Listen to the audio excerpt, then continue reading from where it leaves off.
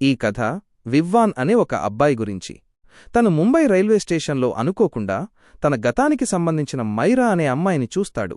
అప్పుడు అతని పాత గాయాలు, బాధలు మళ్లీ గుర్తుకు వస్తాయి. తను చాలా బాధపడుతూ తనలో తాను చాలా సందేహాలకు గురవుతాడు. ఈ సమయంలోనే అద్విక అనే ఒక కొత్త అమ్మాయి అతని రచనలను చదువుతుంది.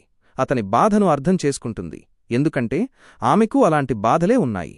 అనువాదం: ఈ పుస్తకం యొక్క సారాంశాన్ని బట్టి దానిని తెలుగులో ఇలా చెప్పవచ్చు: నేను ఎప్పుడైనా సరిపోయాను, వాజ్ ఐ ఎవర్ ఎనఫ్ అనే ఈ కథ కేవలం ఒక ప్రేమ కథ కాదు. ఇది గుండె పగిలిన బాధ, ఆ బాధ నుండి కోలుకోవడం, ఇంకా మనం ఎప్పుడూ పైకి చెప్పలేని అనేక విషయాల గురించి తెలియచేస్తుంది. ముంబై స్టేషన్లో వివ్వాన్ తన గతానికి చెందిన మైరాను చూడటంతో అతని పాత గాయాలు మళ్లీ బయటపడతాయి. తను తీవ్రమైన బాధ, ఆత్మవిశ్వాసం లేకపోవడం వంటి వాటితో పోరాడుతున్నప్పుడు అద్విక అనే ఒక తెలియని అమ్మాయి అతని మాటలను చదివి అతని బాధను అర్థం చేసుకుంటుంది.